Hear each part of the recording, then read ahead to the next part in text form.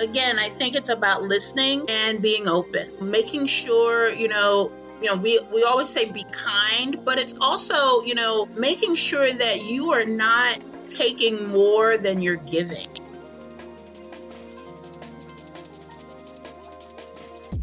Greetings, fellow Earthlings and intrepid purpose-driven listeners. Welcome to the Slow Dive Podcast, where we explore creativity, impact, and community through deep, meaningful conversations. It is I, Farida, your host, and Drew, our producer, back again after an eventful summer break, hiatus, burnout, all of the above.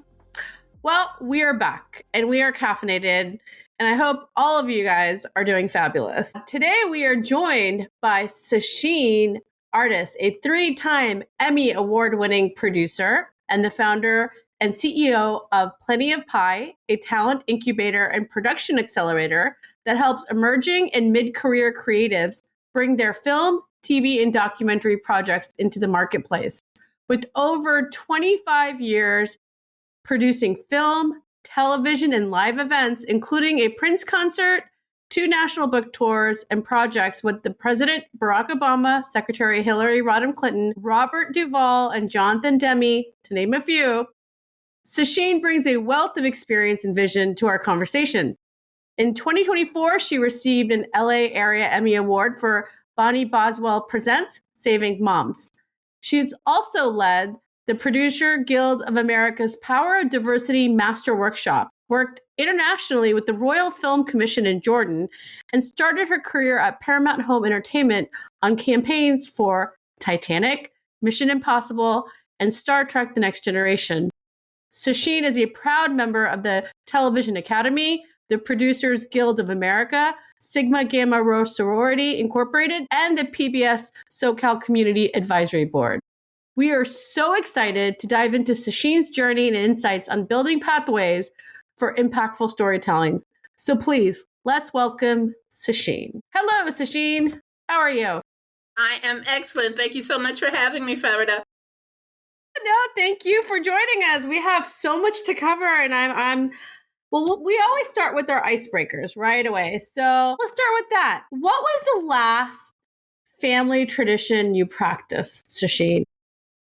The last family tradition I practiced, I'm a cooker. I love to cook. And so I always cook for the holidays. It really doesn't matter which holiday. I love, Thanksgiving is my favorite, but I do them all. So I think my last family tradition was cooking for the holidays last year when my friend from high school came to visit.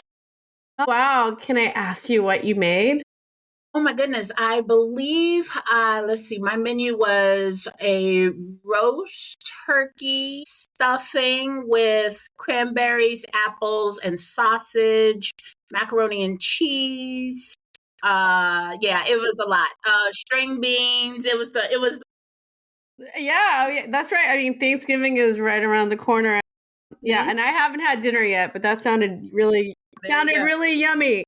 Mm-hmm. Here's another one.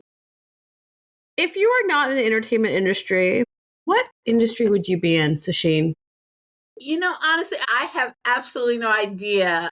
I went to school for psychology. My plan was to be a clinical psychologist, but I think I was put here on this planet to do exactly what I'm doing now. So I can't imagine doing anything else, literally. No. I mean, and I think filmmaking, entertainment, kind of like psychology related. You're working with a lot of different personalities and lots of different personality, lots of crazy out there. And it's really, when I got started, I started in marketing, and that was just like the perfect bridge from, understanding the human mind, understanding the persons. And it, doesn't matter what type of person, it really was what was going to convince someone to pick, a package off the shelf. And this was back in the day, during Blockbuster days where you actually had actual VHS tapes. What would convince someone to pick it up off the shelf and read the back? And that was my job. My job was to, create all these little stickers and incidental items that was going to get someone to pick it off the shelf. So that idea of understanding the human characteristics, understanding the human motivation is something that I use to this day. Oh my gosh. You said Blockbuster. I missed the Blockbuster weekends, like Mhm. getting done with school and heading over there on the weekend and like going through those aisles and then buying like Exactly. the movie size candy. And it was such an experience just to go there. And yeah, those were good days. I mean, I love the streamers instant, but there was Instant something. gratification, but I think we've lost a lot in our instantness Mhm. and that fast, this idea that I must have it right now. I don't have to earn it. I just go and I flip through mindlessly and I probably end up on some rerun because there's so much new stuff. Yeah, no, but that's important. Okay, one more question. What was your favorite childhood cartoon? Okay, so my absolute favorite, and this was like way, way, way back, really childhood, was Tom and Jerry. I was totally for the cat and mouse. I loved just the energy, the hijinks, the classical music, which, is one of those things that you don't realize you're getting. But then when you're older, like, oh, I know that piece. I know it from Tom and Jerry. Yeah, no, I mean, did you ever feel sorry for Jerry? I felt like Jerry was very provoking. It was just, that natural cat chases mouse, mouse gets away, and we come and do that all over again. So I loved it. I know that was a great one. Yeah, I love that one too. That's a good one. Nostalgic.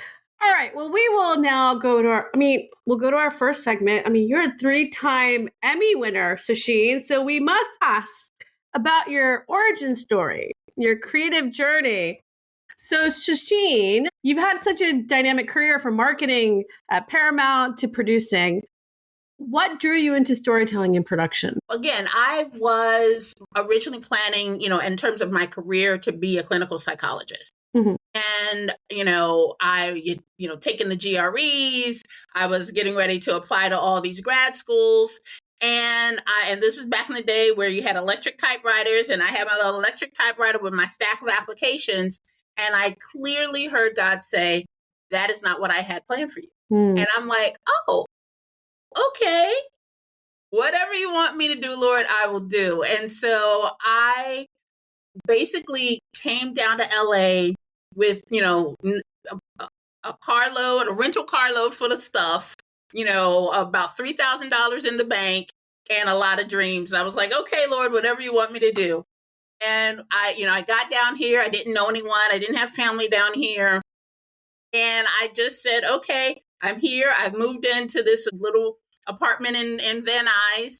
What's next? And for the life of me, I couldn't break in. I had my little Stanford degree. I'm like, oh, I can go network and meet alumni. Didn't work. And it was, to the point where it's just like, okay, I'm running out of money. What am I going to do? And so I started temping, and my first temp job was on a construction site as a project manager. And it was back right after the Northridge earthquake. California State University, Northridge, they're like everything had collapsed or whatever. And so I was there on site helping them rebuild their science building.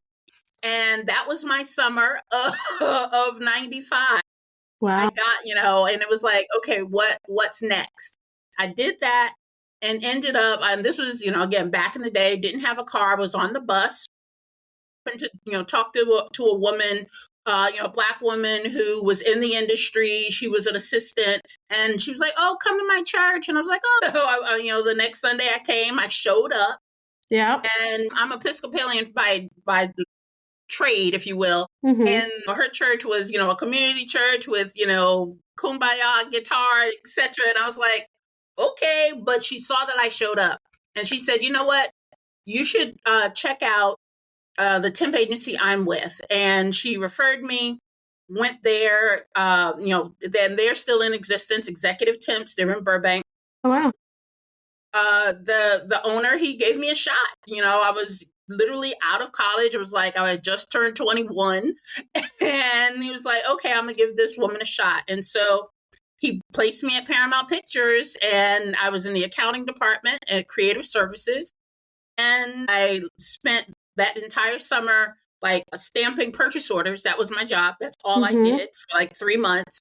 But while I was there, I was on the lot. It was like, ooh, I'm on the lot. And one day this woman, again, someone who I wasn't really networking. I said, good morning and good evening.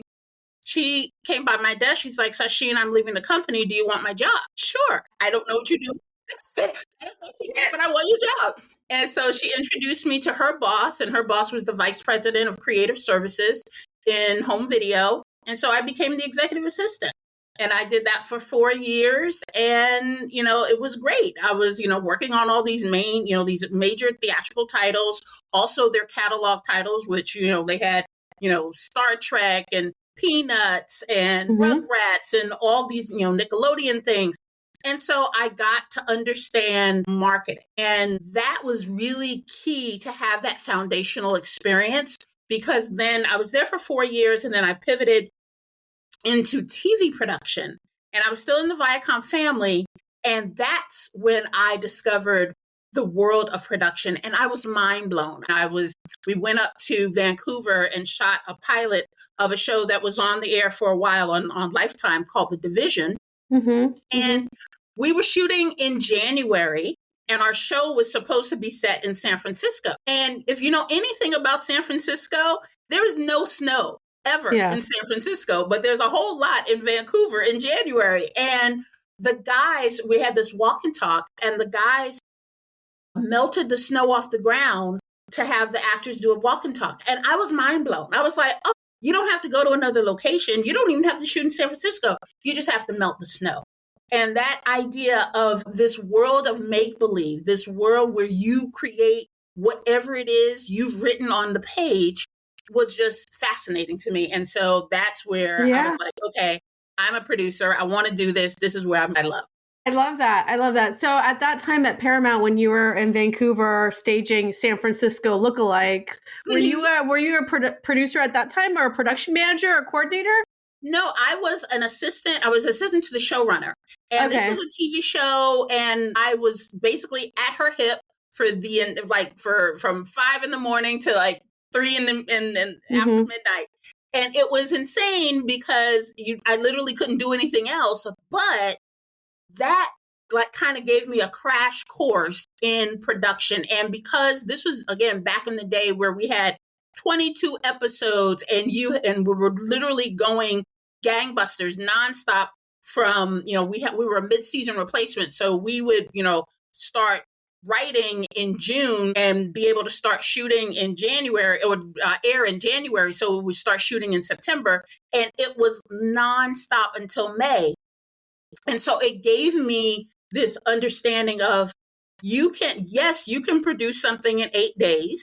Yes, you can get something on air. You can take notes. And just taught me that industrialized process of getting stuff on air. And that, I think, was really helpful just in my understanding of how production can be done. No, that's really great to hear, because you took a chance, you kind of stepped out on that hero's journey, you found someone that kind of was like, hey, I have a place for you to go if you were looking for work, and then that one thing led to another, and then here you go. And I love hearing that. Behind your Emmy wins, out of those projects, which ones do you think represent you, both creatively and personally, or which ones do you feel like you resonated with most or enjoyed working on the most? I think all of them have value. When I got my first 2 Emmys, I got them on a series called Lost LA. And, we did 6 episodes that season, and they were so, different and varied and interesting. And it's all PBS projects. So it really had that. It resonated with me just in terms of learning and having to research and learn all the things in order to produce something quality. I think with the my most recent in 2024, that one it's a critical story about Black women, Black women's health, and the ability to have safe and healthy births.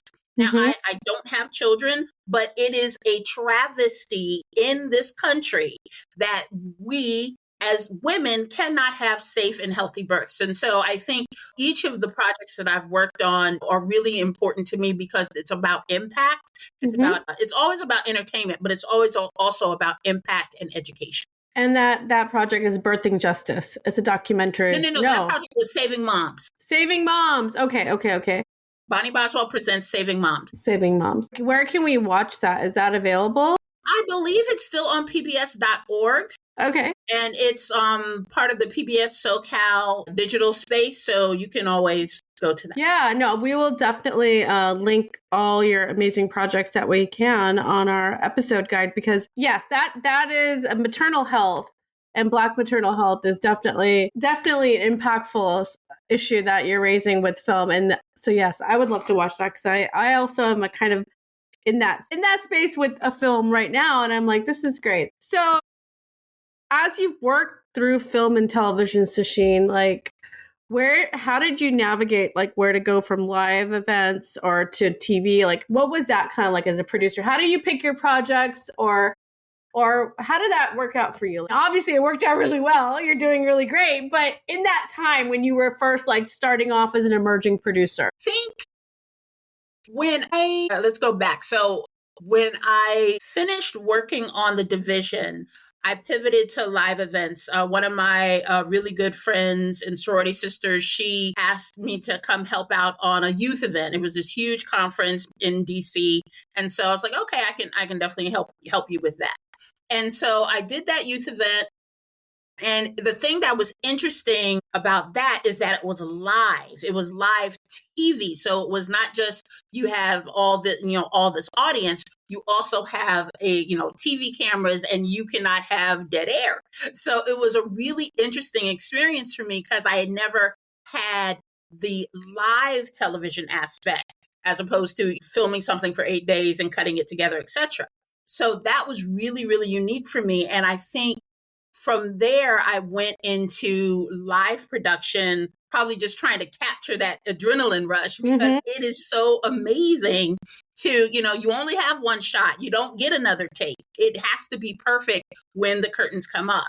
And so I did live events. I worked with Tavis Smiley, who was a PBS broadcaster, and I produced all of his live television events, his galas, book tours, everything that had an audience component and a television component I did. And it was spectacular in that it taught me, we had a very small team. It was, we didn't have a huge group of folks. And it taught me to be resourceful. It taught me to be fast. And it also taught me to, be able to ideate something that's going to actually resonate with an audience. So thinking about, who your audience is and making sure that you have created an experience for them that is going to resonate with them and that they're going to enjoy and learn from. So going into live event television was amazing.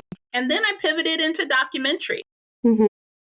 He had asked me, he had gotten a deal with PBS and he asked me to do all of these documentaries that he had, it was like maybe six individually standalone documentaries. I think they were like maybe 60 minutes each. And so that was interesting because now it's a little bit slower, but you still have a deadline and you still have to deliver. And now you're talking about, different issues, current events. You're working with newsmakers. You're working with, incredible filmmakers like Jonathan Demme. Now I was getting into, I am a producer now. This is my title. This is my responsibility. I have to deliver on time, on budget, a quality piece of work. And, I started doing documentary in 2009. And that's having, worked since 1995 in the entertainment industry. So it's really just been this time where I pivot to these opportunities. People say, hey, Sasheen, are you interested? Or, hey, Sasheen, I need help. And, if it's something that I think I can help with, that I know I can, bring my level of experience and my level of excellence to, then I'm going to say yes. Yeah, no. I mean, you have covered all the different types of storytelling and mediums, which is great, which I think is like the skill set of a producer, that not only to be pivoting and always thinking of contingencies and how to adapt to that. So how are you feeling about where we are now, like in independent producing? Like, what are your thoughts for independent producers right now for pivoting from TV to film or film to TV? Because as you know, there's been a lot of TV shows have left LA. So people who are like crew and producers or TV producers, well, TV crew especially. What are your thoughts on that? Like someone who's still here in Los Angeles. No, I'm still crazy enough to be here, right? Yeah, same here. I'm pretty crazy Well, too. you know what?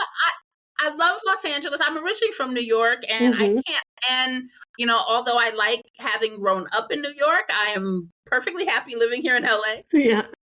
And I appreciate the quality of our crews. I appreciate the diversity of our locations. And you have the infrastructure here that is second to none. I mean, we have the infrastructure worldwide. No one can compare to the millions of square footage of stages we have, the resources we have, the technology and the innovations we have. That is incomparable. The thing that is most difficult is that everything costs a grip. It's really like ridiculously priced.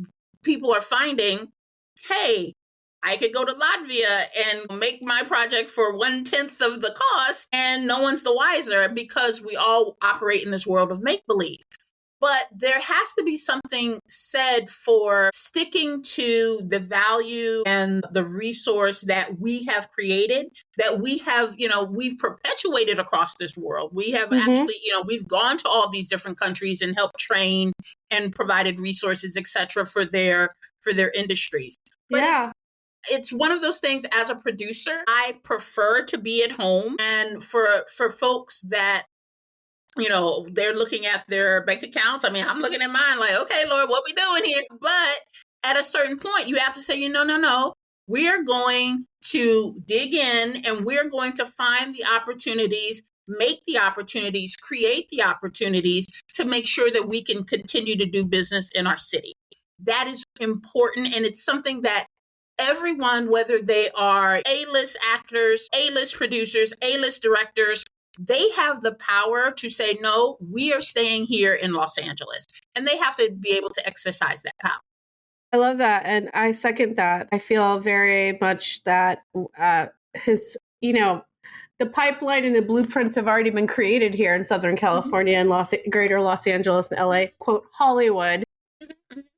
So yeah, I'm all about let's create and build here. Let's continue. And this might just be a phase, but it's disruptive, but we can get back to it. Well, we have to shift to the community building. Now, I know I first want to talk about like you were invited by His Royal Highness, Her Royal Highness, Princess Rima Lee and the Royal Film Commission of Jordan. What were you doing in Jordan, Sasheen? Tell us. I want to know. Well, actually, I was here. First of all, I was here, was invited to a reception from the Royal Film Commission, and had the privilege of meeting Her Royal Highness. And, at the time I was running the Producers Guild's diversity workshop, and she was like, oh my God, I want this here. And I was like, okay. So I, several months later, I was in Jordan, and first of all, it is an amazing location. I was there during their familiarization tour, where they bring executives from all across Hollywood to come and see the various locations that Jordan has to offer. So I was there during that time, and I had the opportunity to create a curriculum and lead those classes for their creatives, and help them understand the world of producing, understand how to pitch, how to develop their stories, understanding budgets and schedules, and, all the things that producers need to know. And, these were creatives. They had amazing talent. They were working in not just their country, but in other regions across the world. And they had this opportunity through the Royal Film Commission to develop their own projects.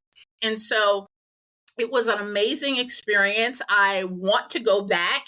It is a beautiful, beautiful country, and I truly appreciated the time I spent. I love that because that just, once again, just like the internet and streamers, I mean, producing is like cross-border collaborations. It's Absolutely. all collaborative.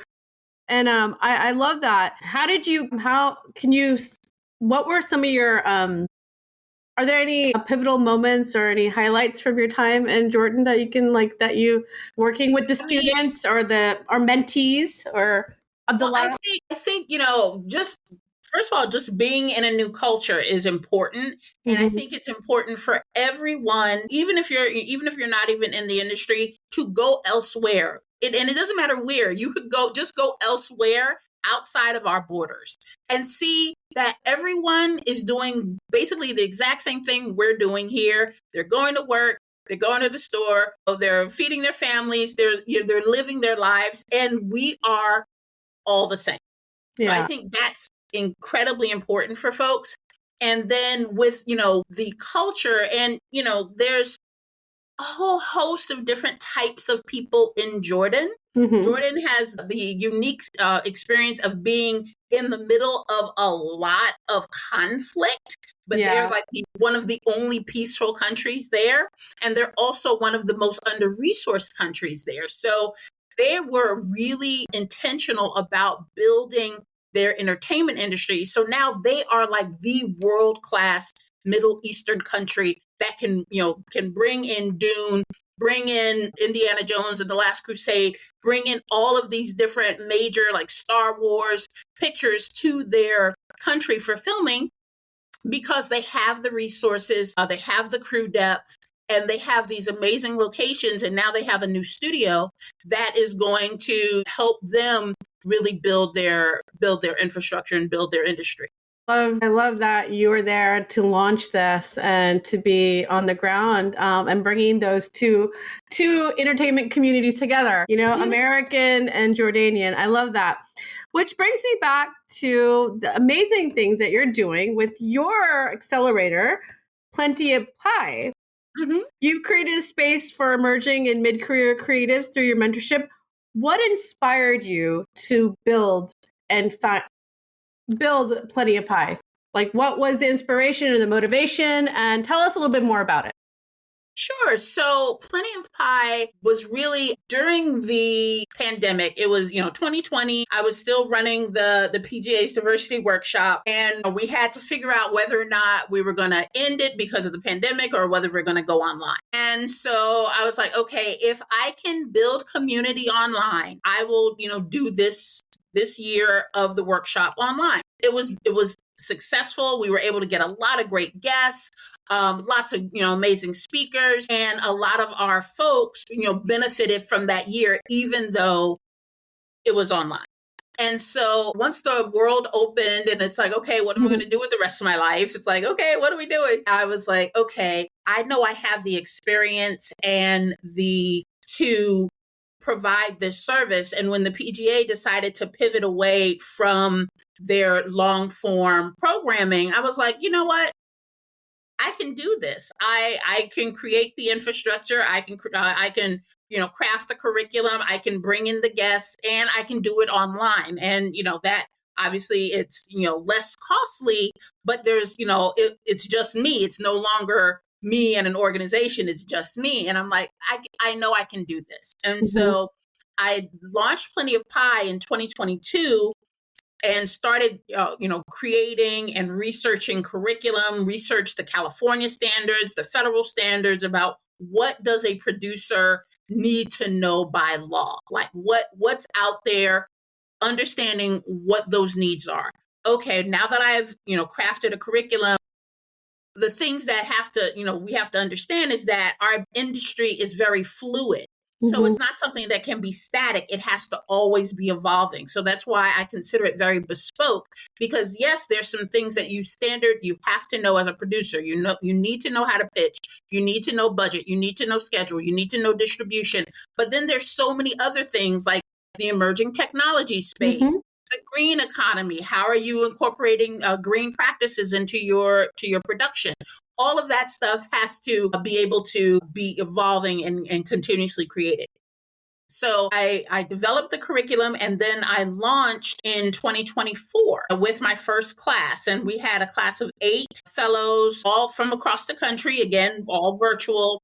And we paired them with PGA producers who, were folks that had worked with me in the diversity workshop and knew what I was trying to accomplish. And they were down for it.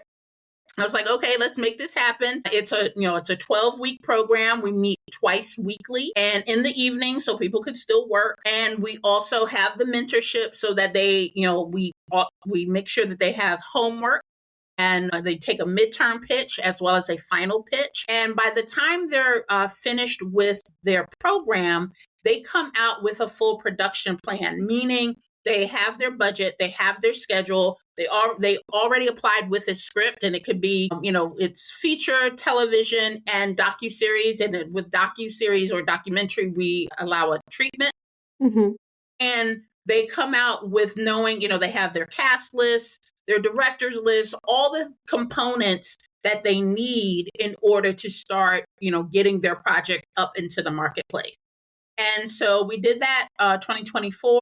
Then most recently, I had a class of 13 fellows for 2025.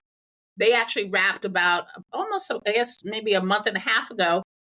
And that, again, continuously evolving. This time, in addition to their production plan, that, we made sure they had a pitch deck.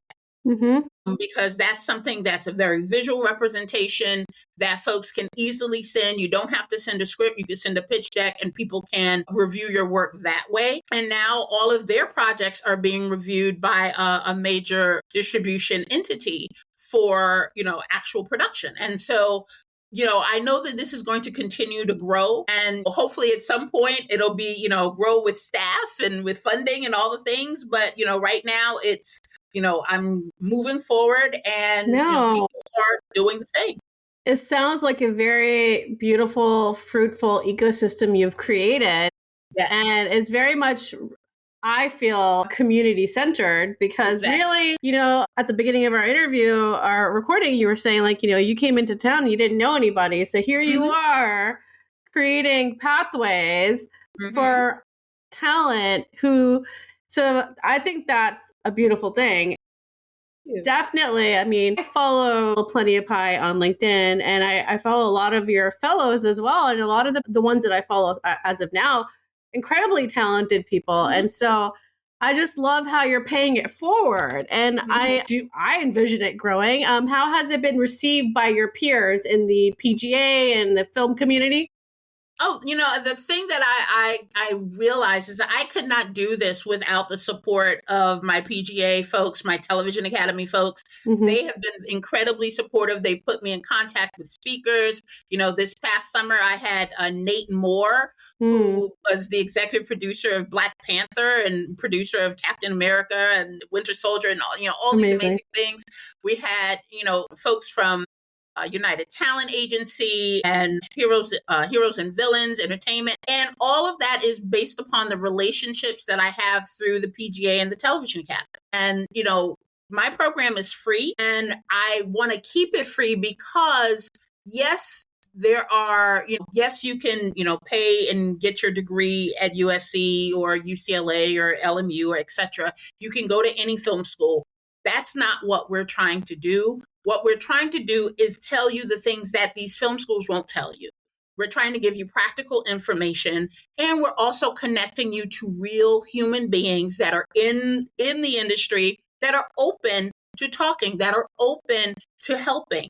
And that is a rarity. And people always say, oh, you can greenlight yourself. But the problem I have with that phrase is that it really does take a community of folks. It is a collaborative effort, and it is not a solo job. You can't do any of this by yourself. You really do need people around you. And I think one of the really dynamic parts of Plenty of Pie and all the other community building works you've done with the Film Commission of Jordan, the PGA Diversity, is that kind of lessens the gatekeeping, right? Like we know, no one likes to talk about it because I'm a very positive person, but it is hard to break in. to the industry. So like your accelerator and all these other community organizations, they do make it easier for one to get in. And so so I know so the next fellowship right now you're in, the fellows are for 2025. When will you guys be opening up the incubator for applicants? So I open applications in March, but I encourage folks to go to my website, plentyofpie.net, and go to our FAQs so you can see exactly what the application requires. And it's just going to help you when those applications open, be able to submit immediately, as opposed to, I didn't know I needed a full script. Oh, I didn't know I needed all these different pieces. Know it now. You have enough time so that when we open, it's usually like March 1, when we open applications 2026, you have it, you can go ahead and submit. And we do have an application fee, but that's the only fee. Oh, and that's totally fine, because let me tell you, you are providing such an amazing resource, and I love, as a creative in the industry, I am very grateful to all these acceleration programs, because it is hard to break in if you don't know someone or if you're from outside. So this is just wonderful. Moving on to our final segment, Sasheen, I wish we had you on for couple of hours. I know we can talk some more. Maybe we'll have you back, Sure. I was going to ask you, the future of entertainment. With this evolving landscape with AI and the new storytelling platforms, what do you think are some opportunities or some challenges you think producers are running up against, in your opinion?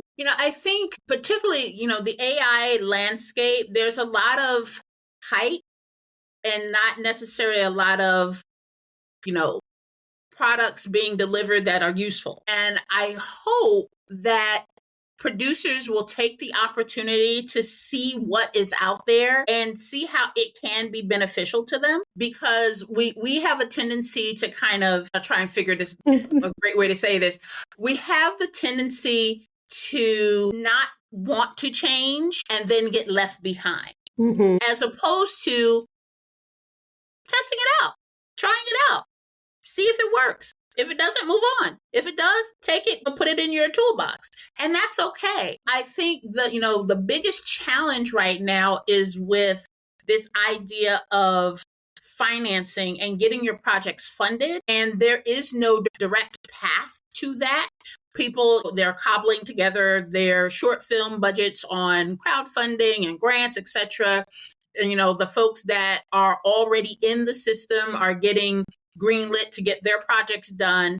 But what about all of the independent producers out there that produce quality work, but they may not have the access to the CAAs and the endeavors, etc.? What's their path?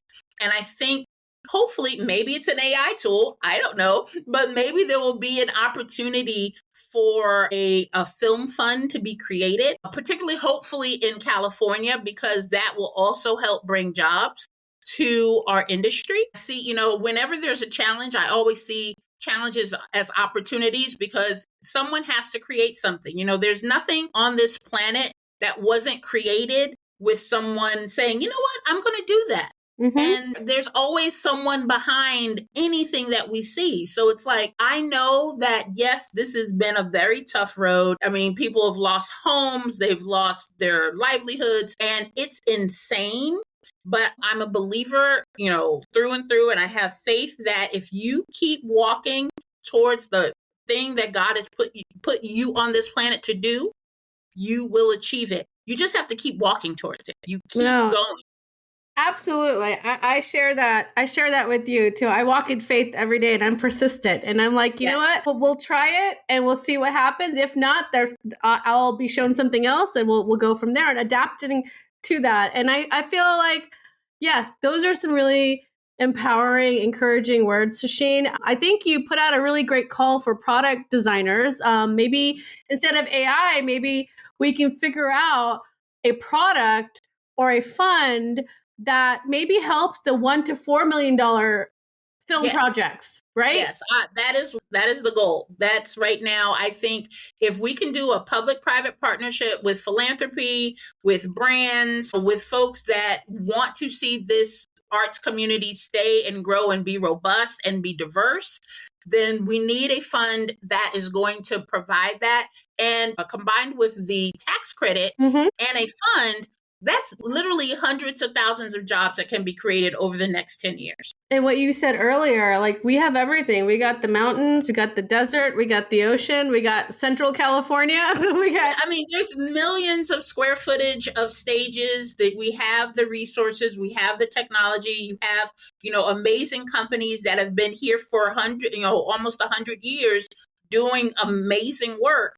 Let's make sure that they don't go out of business. Make sure that they can actually contribute to our economy here. Well, I would put a call out to the impact investors and the VCs that are in the art space that definitely reach out to Sasheen at Plenty of Pie, because you are a seasoned 3-time Emmy award-winning producer, and you're already in the community building a pipeline and mentoring talent that could be making the $2 million, $3 million, $4 million projects and also employing 50-person crew here in California with those incentives. So what I think we need to bridge the gap, and we got to connect you with like an impact VC capital firm, and let's figure it out, because I think there is opportunity. And I know a lot of us, I consider myself an independent producer who's not in the studio system, who doesn't have a $20 million budget.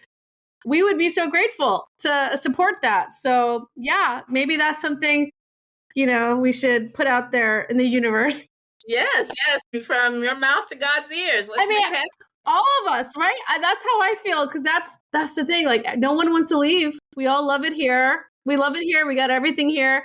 We need the $1 to $4 million projects to be funded. And with the 35% tax incentives, tax credits, it's totally possible and sustainable. We just need a VC group, a foundation to support filming in LA and filming in California. And the talent's here. The talent is here. Absolutely. I will say, what do you want your legacy to be of your work going forward? If you have to put it out there, what would you like to do more of? Wow. And what would you like to, right now we just done something big. I think that's a pretty big calling, and I think that will probably happen. But what else? Yeah. What would you like to do in the future, Sasheen? I really want, with Plenty of Pie, I want to continue doing that. I want to continue to help cultivating, new producers, making sure they have the resources, making sure they have the knowledge and the access. In terms of my own productions, I have projects that I'm working to get off the ground. So I definitely want to be able to produce my projects too. And if I could establish an ecosystem here in Los Angeles for, historically marginalized communities, historically marginalized creatives, to be able to not only make their projects, so film, television, and documentary, but also get them distributed, monetize them, be able to create this ecosystem where we pour right back into the community, I think that would be amazing. That's what I'd love to do. I totally see it happening. I think you've already done that. You've already launched something. You've already you already planted those seeds, Sasheen. I truly believe that. I will say, what are a few good traits what would you tell a producer they must have to be as crazy and delusional to enter into filmmaking? What are 3 traits they must possess, or at least cultivate within themselves? I think they need to cultivate the act of listening. They need to be able to listen, because a lot of times we know what we want to do, and we want to accomplish that. And that's what our focus is. But sometimes, most of the time, all the time, we need to be able to listen. Listen to our teams, listen to the audience, listen to our communities that we represent, because sometimes when you're quiet and you're listening, not only will that help you ideate for future opportunities, but it also helps you be a better leader. Because now that you understand what the needs are around you, you can help service those needs while getting your thing done. So I think listening is important. It's almost the thing that you need to do. And also being open being open to, new things, new stories, new culture. I read a lot of scripts, and there are projects that I personally would not necessarily go see because it's not necessarily speaking to me, but I know that it will speak to other audience. And so you give that opportunity to that project. It doesn't have to be about me. It doesn't have to be about something I like. I just have to see its value for its audience. And so I think being open is incredibly important. And I also, being willing to make mistakes and to own those mistakes and learn from those mistakes. I mean, I think, I have a culture of excellence that I bring to the table, but I also, I have been homeless. I have experienced, amazing, poverty and the things that have been in my life. And you can't shy away from those experiences. You have to, say, okay, this is what happened. But guess what? I'm still here. I'm going to keep moving forward, and I'm going to learn from those experiences, and I'm going to recognize that, everything is not, perfect, but I'm going to be in a perfect space to keep moving forward. I love that. And I love that you shared what you just shared about like overcoming adversity and all that. And thank you for being vulnerable, because that's something else. I mean, you have just in this interview with you, you have such a bright light and such a great energy. And I can totally see why you're out here helping and mentoring. But what people rarely know is that usually on the other side of that, it comes through resiliency. It comes through a lot of adversity, or at some adversity where people, so I see that. And I applaud you for creating a space for producers, because we definitely need mentors who have blazed a trail, so to speak. So thank you for that, Sasheen. I really appreciate that. And I will say, I'm going to link all the goodies on our website and everything, because I definitely want to share I want people to know how to get a hold of you, especially any impact investors or venture capitalists, how to get a hold of Sasheen. She's a 3-time Emmy award-winning producer who's launched programs in Jordan, here in Los Angeles, and worked in different mediums. And did I mention she also worked with President Barack Obama as well, right? So there we go. So left that one out, but love him too. Last question before we close out. I have a reflective question. How can we be better humans on a daily basis? Wow. We don't even have enough time for that answer. I know. It has to be short though. We got a few minutes left, but oh my goodness. How do we be better humans on a daily basis? I think it's about listening and being open, making sure, we always say be kind, but it's also, making sure that you are not taking more than you're giving. It has to be balanced. You have to, if you're seeking, yes, we're seeking, a $500 million film fund, but what am I giving in return? What am I giving to make sure that that's going to be of value to the next 200 or 300 people that go through that project, that I process. love that. So it's, being able to listen, to be open, and to give as much as you take. I love that. And my mom used to say something to me like, you have 2 hands to receive. You also have 2 hands to give back. Exactly. I love that. Well, thank you so much for joining us, Sasheen. I know today's episode will really resonate with a lot of our listeners. And I'm so inspired and empowered by your insight. So I just wanted to say thank you. We're going to add your call to actions. Check out plentyofpie.net. The 2026 incubator class opens in March, and support public media and donate to your local public television or public radio station, because, we have to support it this year, and hopefully for the public. It's ours, and it's ours to support. Thank you so much, Sasheen, for joining us. I am your host, Farida, signing off till next time. Remember, slow divers, to listen, reflect, and connect, right?